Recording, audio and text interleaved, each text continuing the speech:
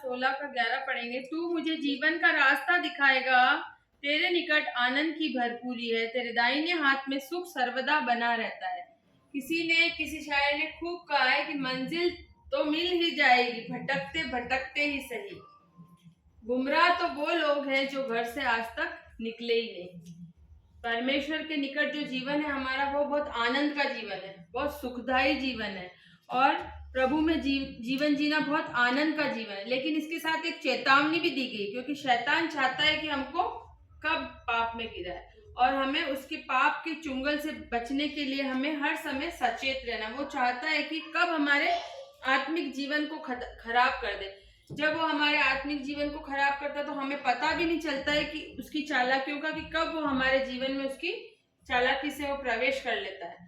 बड़े बड़े पास्टरों की सेवकाई को उसने खत्म कर दिया, क्योंकि जब वो हमारे जीवन में घुसता है हमें पता नहीं चलता है कि वो हमारे पक्ष में है या हमारे विपक्ष में। श्रेष्ठ गीत 2:15 पढ़ेंगे हम। कोई निकालेगा? श्रेष्ठ गीत 2:15। जो छोटी लोमड़ियां दाग की बारियों को बिगाड़ती है, उन्हें पकड़ ले, क्योंकि हमारी दाग की बारियों में फूल लगे हैं। यस, आमेन।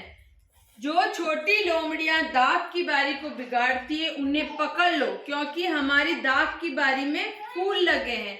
क्योंकि शैतान को पता है कि विश्वासी बड़ा पाप करेगा नहीं, और छोटे पाप को वो पाप करेगा नहीं।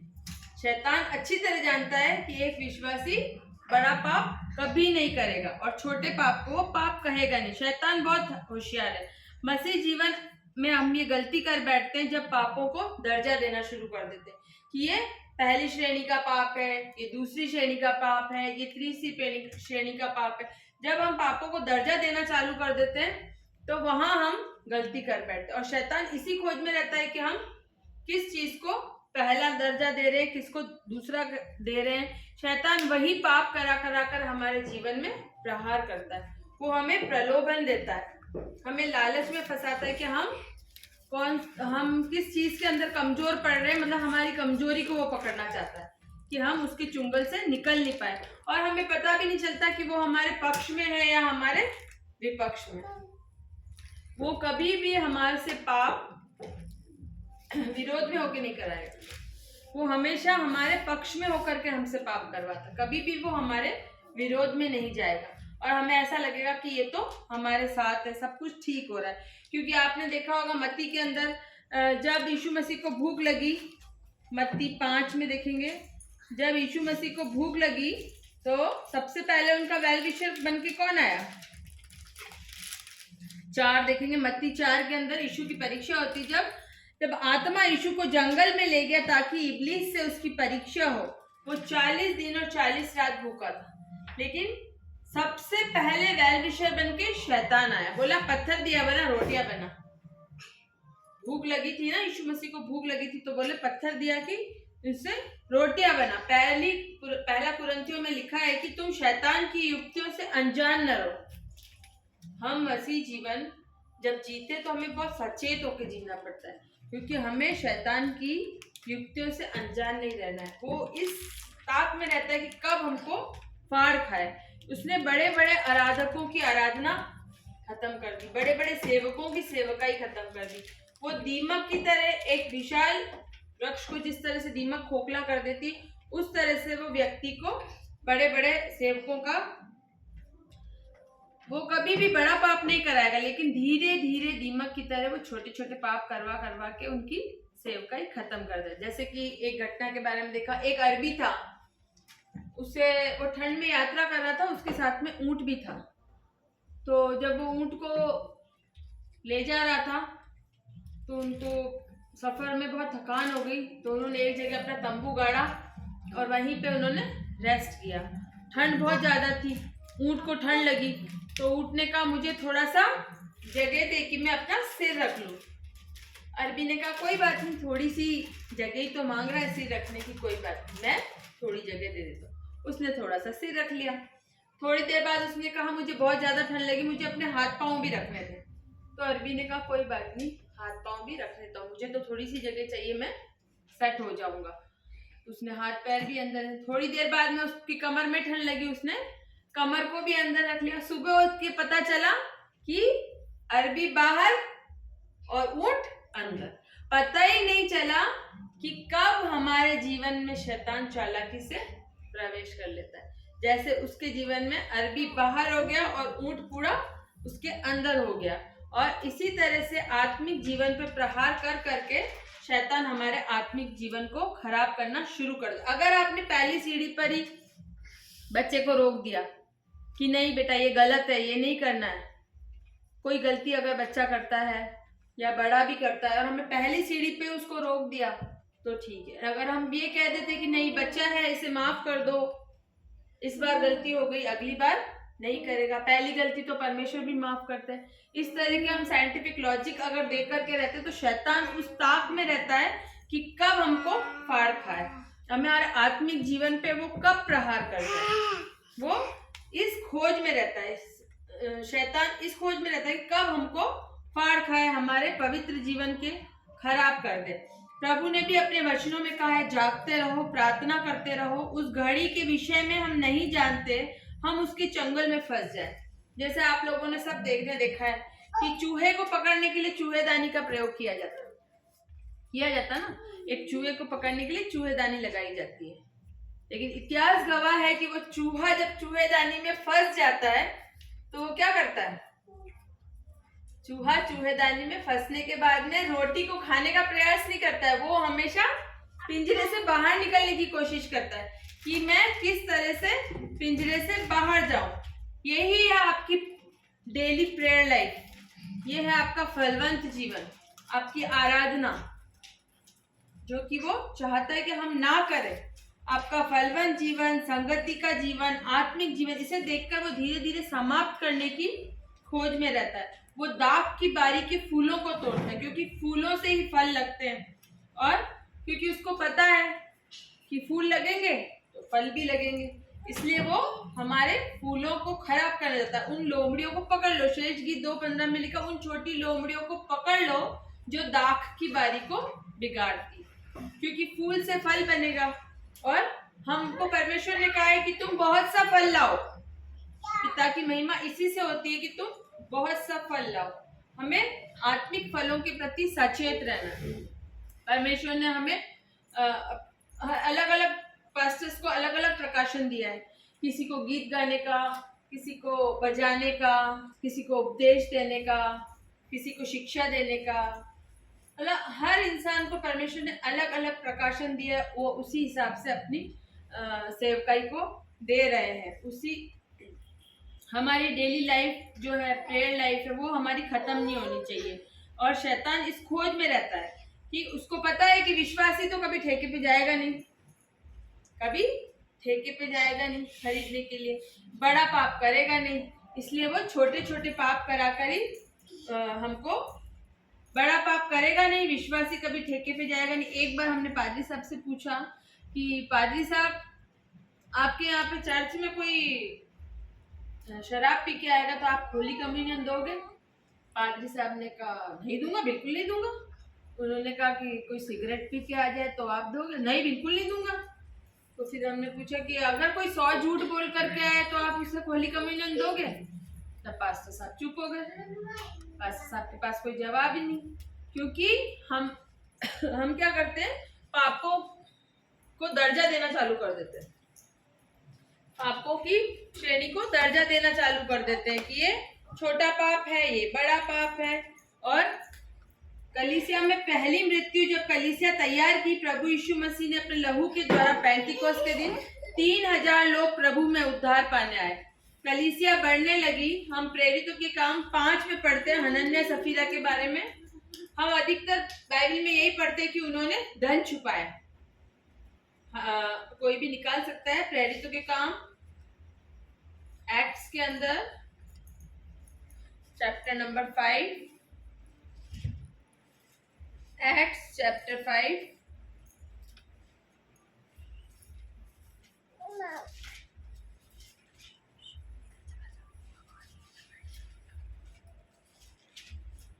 हनन्याह नामक एक मनुष्य और उसकी पत्नी सफीरा ने कुछ भूमि और उसके दाम में से कुछ रख छोड़ा, और ये बात उसकी पत्नी भी जानती थी, और उसका एक भाग लाकर प्रेरितों के पांवों के आगे रख दिया। पतरस ने हनन्याह से कहा, हे हनन्याह, शैतान ने तेरे मन में ये बात क्यों डाली कि तू पवित्र आत्मा से झूठ बोले?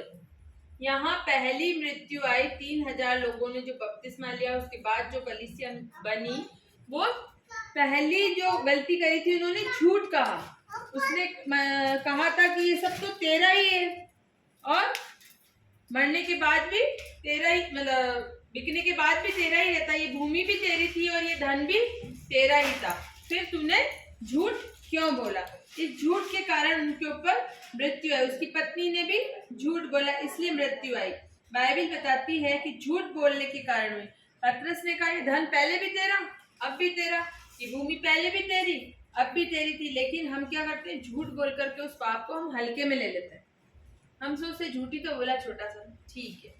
झूठ वहां बोलना चाहिए जहां किसी की जान बचानी है, जहाँ सच्चाई के लिए हमें, बाकी हमें झूठ का सहारा नहीं लेना चाहिए, क्योंकि एक झूठ को छुपाने के लिए हमें 100 झूठ बोलने पड़ते। इसलिए हम पहली बार में अगर सच बोल देंगे तो हमें झूठ बोलने की आवश्यकता ही नहीं पड़ेगी। शैतान कई तरह के बंधन बांधता है हमको फंसाने के लिए, कई तरह के औजार। जैसे चूहे को चूहेदानी में लाने के लिए रोटी लगाई जाती है ना, वैसे हमको भी कई प्रलोभन देता है ऐसे कि हम उसमें फंस जाए और हम पाप कर बैठे। कई चीजों का इस्तेमाल कर, एक व्यक्ति जा रहा है पिंजरा लेकर के जंगल की ओर, दूसरे व्यक्ति ने पूछा, आप कहाँ जा रहे हो? उसने कहा, बंदर पकड़ने जा रहा हूँ। तो जो पिंजरा देखा, तो पिंजरा तो चारों तरफ से बिल्कुल पैक था, उसमें बिल्कुल भी प्रवेश करने की जगह नहीं थी कि इसमें कैसे तरह से प्रवेश किया जाएगा। अब उसने बोला कि इसमें तो कहीं घुसने की जगह नहीं है कुछ, और आप पिंजरा लेके जा रहे हो, इसमें आप बंदर को कैसे पकड़ोगे? वो व्यक्ति मुस्कुराता हुआ चला गया और दूसरा व्यक्ति उसे देखता रहा। उसने पिंजरे को ले जाके सेंटर में रख दिया, उसने पिंजरे को ले जाके बीच में रख दिया और उसने कुछ मूंगफली के दाने बिखेर दी। अब बंदर आए बहुत सारे, और बंदर उछल कूद करने लगे, उस पिंजरे के आसपास उछल कूद करने लगे कि हम किस तरह से इन मूंगफली के दानों को खाएं। अब उसमें से एक बंदर ने क्या करा, हिम्मत करके उसमें हाथ डाल ही दिया, पिंजरे के अंदर हाथ डाला और मुट्ठी भरी, तो उसके बाद में वो हाथ को बाहर नहीं निकाल पाया। जब वो बाहर नहीं निकल पाया तो वो छटपटाने लगा, और उसकी इस छटपटाहट को देखकर सारे बंदर भाग के ऊपर चढ़ गए, भागो भागो, बचाओ बचाओ करने लगे। और शिकारी ने क्या किया, तुरंत अपना जाल निकाला और बंदर के ऊपर फैलाया और बंदर को पकड़ के ले गया, और दूसरा व्यक्ति उसको देखता रह गया।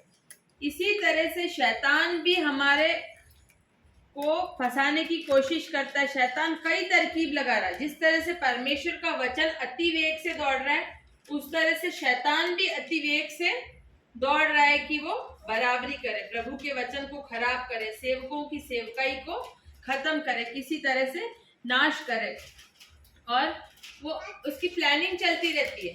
जैसे मैंने आपको पहले भी बताया था कि एक प्लेन में एक पास्टर, एक सेवक यात्रा कर रहे थे, और एक होस्ट आई और उनसे पूछा कि सर आप कुछ लेंगे? उन्होंने कहा, नो थैंक्स, हम कुछ नहीं लेंगे क्योंकि हमारा फास्ट है। फिर उन्होंने आगे बढ़ी, उसने दूसरे यात्री से पूछा कि सर आप कुछ लेंगे? उन्होंने कहा, नो थैंक्स, मेरा भी फास्ट है। तो पास्टर साहब ने सोचा कि अच्छा है, अपन को तो एक और सेवक मिल गया, दोनों मिलकर परमेश्वर की बातें करेंगे और सफर का आनंद उठाएंगे। उन्होंने कहा कि आपका भी फास्ट है? उन्होंने कहा जय मसीह की। तो उन्होंने कहा जय शैतान की। तो बोले ये क्या बात हुई, आपने फास्ट रखा और आप फास्ट रख के ऐसी बातें कर रहे हैं? तो उन्होंने कहा कि सॉरी, मेरा जो फास्ट है, आपका जो फास्ट है वो परमेश्वर के लिए, लेकिन मेरा फास्ट जो है शैतान के लिए और उन आराधकों के लिए जो बड़े बड़े काम कर रहे हैं, बड़े बड़े चिन्ह और चमत्कार दे रखे, उनकी सेवकाई को नष्ट करने के लिए हमने फास्ट रखा है। हम इब्लीस के उस पर चलाते हैं, हम इब्लीस की सेवा करते हैं। मैं शैतान का आराधक हूँ, इब्लीस की सेवा करता हूँ। कई देशों में ये हो रहा है, बाइबल का गलत प्रचार हो रखा है। हमने जो फास्ट रखा है वो प्रभु के जो अभिषिक्त दास थे उन्हें परमेश्वर के लिए रखा था उनका, और इसलिए रखा था कि उन अभिषिक्तों का जीवन नष्ट हो जाए, प्रभु के वचनों को बर्बाद कर दे। बाइबल में कई दास हुए जो शैतान के चंगुल में फंस गए, उनका पतन हो गया, उनको पता भी नहीं चला कि कब शैतान उनके जीवन, लूत के जीवन पे हम ध्यान देंगे। सदोम और अमोरा के अंदर, सदोम और अमोरा के लोगों का हमने पढ़ा पहले कि उनका जीवन कैसा था। उनका जीवन बहुत बुरा था, परमेश्वर की दृष्टि में इतना बुरा हो गया था कि परमेश्वर ने मन में ठान लिया था कि मैं सदोम और अमोरा का नाश करूंगा। और लूका के अंदर हम देखते भी हैं, लूका 17:32 के अंदर भी हम देखेंगे कि उन्होंने रातों रात चेतावनी दी थी कि यहाँ से भागना। 4 लोग वहां से भागे, लूत की पत्नी और लूत की दोनों बेटियां। जब वो जा रहे थे, परमेश्वर ने उनको स्मरण कराया था कि तुम पीछे मुड़ के मत देखना। अगर तुम पीछे मुड़ के देखोगे तो तुम नमक का खंबा बन जाओगे। और यही गलती लूत की पत्नी ने करी, पीछे मुड़ के देखा और नमक का खंबा बन गई। और आज तक वो वही नमक का खंबा आज तक वही है। तो हम चेतावनी पाकर भी नहीं सुधरते। वचन में कई जगह हमें परमेश्वर ने चेतावनी दे रखी, सचेत रहो, जागते रहो, शैतान की युक्तियों से अनजान रहो, सचेत रहो कि तुमको कब फाड़का। परमेश्वर हमको कई तरह के अलग अलग हमको बताता है, लेकिन हम चेत नहीं पाते। प्रभु यीशु मसीह उनके साथ थे चेलों के, तब प्रभु यीशु मसीह उनको बार बार चिता रहे थे, बार बार कह रहे थे जागते रहो, प्रार्थना करते रहो। लेकिन जब जब प्रभु यीशु मसीह आए, उनको सोते ही पाया, कभी उनको जागते हुए नहीं पाया, हमेशा उनको सोते पाया। 17:32 में देखेंगे हम लूका। लूत की पत्नी को स्मरण रखो। यस आमेन, लूत की पत्नी को स्मरण रखो। प्रभु यीशु मसीह, हम कोई यूहन्ना 1:42 भी पढ़ सकते हैं। परमेश्वर ने इतने आश्चर्य कर्म करे यीशु मसीह ने कि अगर बाइबल भी आधी किताब भी लिखी जाए ना तो इसकी कम है। परमेश्वर ने इतनी बातें लिखी है। कोई निकाले यूहन्ना 1:42, यूहन्ना 1:42। वह उसे यीशु के पास लाया। यीशु ने उसको दृष्टि करके कहा, तो यूहन्ना का पुत्र शमौन है, तू कैफा अर्थात पतरस खिलाएगा। यूहन्ना 21:25, सॉरी, यूहन्ना 21:25। और भी बहुत से काम हैं जो यीशु ने किए, यदि वे एक एक करके लिखे जाते तो समझता हूं कि पुस्तकें जो लिखी जाती है वे संसार में भी ना समाती। इतने आश्चर्य कर्म है, इतनी बातें हैं कि यहाँ क्या कह रहे हैं। कोई एक बार जोर से पढ़ दे वापस। और भी बहुत से काम हैं जो यीशु ने किए, यदि वे एक एक करके लिखे जाते हैं तो मैं समझता हूँ कि पुस्तकें जो लिखी जाती है संसार में भी ना समाती। यस आमेन, पुस्तकें जो संसार में है पुस्तकों में भी नहीं समाती, संसार में भी ना समाती। क्योंकि कैफा पतरस का अर्थ बताया था परमेश्वर ने, पत्थर रूपी चट्टान। और परमेश्वर ने कहा था कि मैं इस पे कलीसिया बनाऊंगा। पतरस का मतलब चट्टान बताया था। और उनको कहा था कि मैं तुझे स्वर्गीय राज्य की कुंजी दूंगा। लेकिन थोड़ी देर बाद यीशु मसीह ने क्या कहा, हे पतरस मुझसे दूर हो जा। थोड़ी टाइम पहले परमेश्वर ने कहा मैं तुझे मत्ती 16:19 के अंदर देखेंगे आप, यीशु मसीह ने कहा कि मैं तुझे स्वर्गीय राज्य की कुंजियां दूंगा।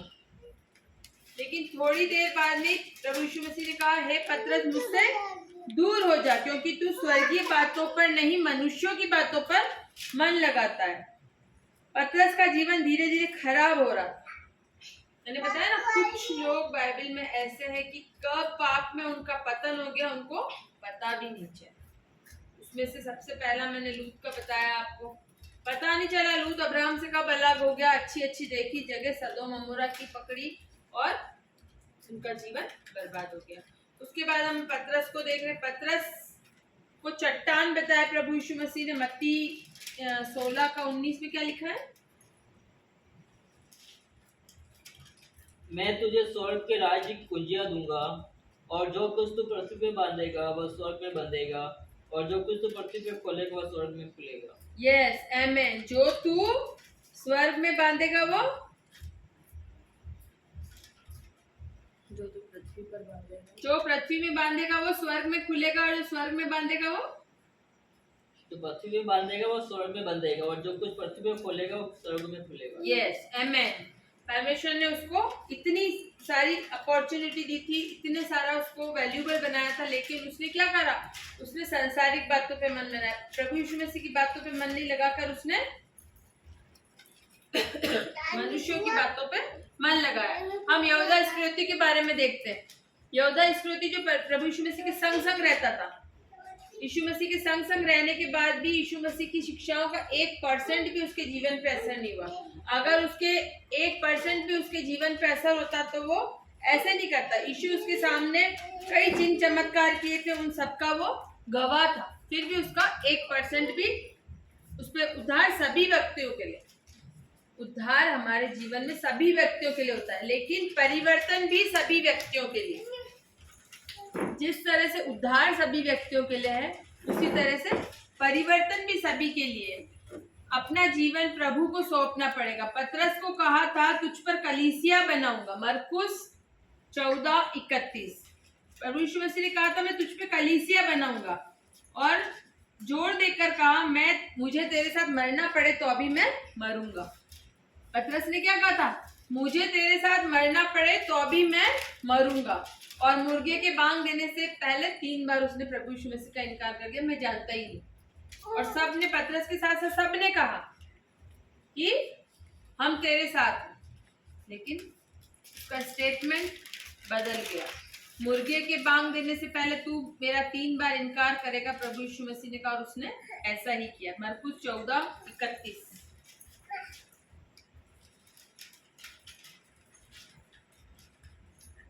पर उसने और भी जोर देकर कहा, यदि मुझे तेरे साथ मरना भी पड़े तो भी मैं तेरा इनकार कभी ना करूंगा। इसी प्रकार और सबने भी कहा। यस, उसने बहुत जोर देके कहा कि मुझे तेरे साथ मरना पड़े तो अभी मैं मरूंगा, और मुर्गे के बांग देने से पहले 3 बार इनकार कर दिया। और सबने वही कहा। हम होठों से तो कुछ बोलते हैं और करते कुछ और है। और लिखा है वचन में, मारने वाला आएगा, भेड़े तितर बितर होगी। लेकिन पतरस यहाँ पे क्या था? ओवर कॉन्फिडेंस था। वो ओवर कॉन्फिडेंस हो गया था। गुलामी से आजादी में जाने से पहले परमेश्वर ने कहा था, आज रात स्वर्गदूत नंगी तलवार लिए हाथ में घूमेंगे और आपको बाहर नहीं जाना है। जिस किसी के घर पे मेमने का लहू होगा वो बच जाएगा। आप सब परमेश्वर की सुरक्षा के घेरे में हो। ये बात सच है, लेकिन हम ओवर कॉन्फिडेंस ना, हम प्रभु यीशु मसीह की सुरक्षा के घेरे में हैं। हम अय्यूब के अंदर भी पढ़ते, जिस तरह से जकरिया 2:5 में लिखा कि प्रभु ने अय्यूब के घर के चारों ओर बाड़ा लगाया, तो हमें भी परमेश्वर अपनी सुरक्षा के घेरे में रखता है। लेकिन हमको यहाँ पे ओवर कॉन्फिडेंस नहीं होना। हमें अगर किसी चीज पे घमंड करना है तो वो हमारे प्रभु पे घमंड करना है कि हम हमारे प्रभु को। अलग अलग उपासकों को अलग अलग प्रकाशन मिला है। एक पासवान थे, वो घूमने जा रहे थे और वो बहुत ज्यादा मैं करते थे हर जगह। मैं यूं हूँ, मैं वो हूँ, मुझे ये आता है, मुझे वो आता है, तो मैं आपको सबको घुमा के ले आऊंगा। तो उनकी मिमियाने की आदत थी। तो वो सभी जो यूथ के बच्चे लोग आए थे उन सबको घुमाने के लिए ले जा रहे थे। तो जब वो जा रहे थे तो उन्होंने कहा, वो मेट्रो के नीचे खड़े हो गए, सब बच्चों का आओ आओ आओ जल्दी चढ़ो चढ़ो चढ़ो चढ़ो। वो सब सारे बच्चे चढ़ गए, यूथ के सारे बच्चे चढ़ गए और पासवान नीचे रह गए। वो दूसरी मेट्रो पकड़ के फिर जल्दी से उनके पास आ गए। लेकिन जाते समय क्या हुआ? जाते समय उन्होंने खुद पहले चढ़ गए और फिर बाद में सबको कहा आओ आओ आओ, क्योंकि उन्होंने कहा कि ऐसा ना हो कि इनका जीवन बचाते बचाते या इनके आनंद के लिए मैं अपना जो मेरा है वो मैं खो दूं। प्रभु यीशु मसीह या परमेश्वर कभी भी उस इंसान को नर्क में नहीं डालेंगे जिसने किसी दूसरे का जीवन नहीं बचाया।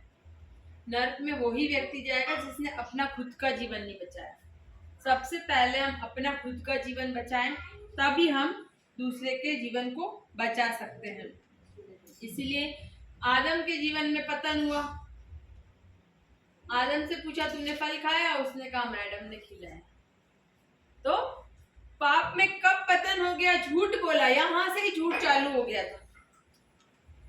पाप में कब पतन हो गया उनको पता ही नहीं चला। बड़े बड़े लोगों के बारे में इसमें बता रखा है कि कब धीरे धीरे चालाकी से शैतान तरकीब लगाता है, हमें पता भी नहीं चलता कि वो हमारे जीवन में कब प्रवेश कर जाता है। हमें ये भी नहीं मालूम चलता कि वो हमारे विरोध में है या हमारे पक्ष में है। शैतान के साथ कभी भी कॉम्प्रोमाइज नहीं करना, क्योंकि बाइबल में लिखा है कि कनान ले जाने वाला व्यक्ति खुद कनान नहीं जा पाया। जो औरों को कनान ले जा रहा था, जो औरों का जीवन बचा रहा था, वो खुद कनान नहीं जा पाया। इसलिए हमें कभी भी शैतान के साथ कॉम्प्रोमाइज नहीं करना। लास्ट में अंतिम एक घटना बताऊंगी मैं आपको साबुन बेचने वाले की। एक साबुन बेचने वाला साबुन बेच रहा है, बहुत मेहनत करके वो साबुन बेच रहा है और अपने तरह तरह के बातें बता रहा है, उसके लिए साबुन बहुत अच्छा है ऐसा। अब लास्ट में एक टिक्की रह गई, सारे साबुन बिक गए उसके, लास्ट में एक टिक्किया रह गई। एक बूढ़े बाबा ने देखा कि ये एक टिक्की रह गई, कैसी है, उन्होंने पूछा। साबुन बेचने वाले ने कहा बहुत अच्छी है, निरमा, कपड़े धोए, साफ करे, चमकदार बनाया। उसने तरह तरह की उस साबुन के बारे में बढ़ाई कर दी कि इतना अच्छा है, एक बार इस्तेमाल करेंगे तो आप बार बार इस्तेमाल करेंगे इसको, इतना अच्छा है। और उसने तारीफों के फूल बांध दिए साबुन के। बूढ़े बाबा ने कहा कि बेटा, जब तुम इतने अच्छा साबुन बेच रहे हो तो तुम्हारे कपड़े इतने गंदे क्यों? तुम इतने मैले कुचले कपड़े पहन के इस साबुन का प्रचार कर रहे हो, एडवर्टाइजमेंट कर रहे हो, तो कौन तुम पर विश्वास करेगा? तुम खुद चमकोगे तभी तुम एडवर्टाइज करोगे तो ज़्यादा अच्छा रहेगा। वो बूढ़े बाबा से बोलता है, आप जो कह रहे हैं बिल्कुल सही कह रहे हैं, लेकिन मेहनत करते करते और सुबह से निकलते निकलते शाम हो जाती है, मैं साबुन बेचते बेचते इतना थक जाता हूँ कि मैं अपने कपड़े भी घर जाके नहीं धो पाता। इसलिए प्रभु यीशु मसीह बताते हैं कि वो व्यक्ति कभी नरक में नहीं जाएगा जिसने किसी का जीवन नहीं बचाया, लेकिन वो व्यक्ति जरूर नरक में जाएगा जिसने अपना जीवन नहीं बचाया। हमें पहले अपने जीवन को बचाना है, अपने खुद को संभालना है, उसके बाद हम औरों के जीवन को बचा सकते हैं।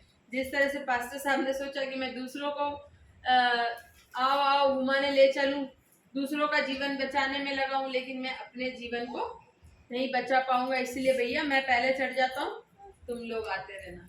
तो प्रभु यीशु मसीह अपने वचन से ये सिखाना चाहते हैं कि उनके हाथ में, दाहिने हाथ में सुख सर्वदा बना रहता है। और हमें क्या करना है? भजन संहिता 16:21 हमारे जीवन में हमेशा याद रखना है। तू मुझे जीवन का रास्ता दिखाएगा, तेरे निकट आनंद की भरपूरी है, तेरे दाहिने हाथ में सुख सर्वदा बना रहता है। हमें उसके सुख को पाने के लिए, उसके आनंद को पाने के लिए हमेशा उसकी ओर ताकना है, उसकी ओर निहारना है, ताकि हम शैतान की युक्तियों में फंस न जाए, उसकी चालाकियां हमारे जीवन में प्रवेश न कर पाए। मैं सोचती हूँ कि आपको आज का छोटा सा मैसेज समझ में आया होगा। प्रभु यीशु मसीह के नाम से आमीन।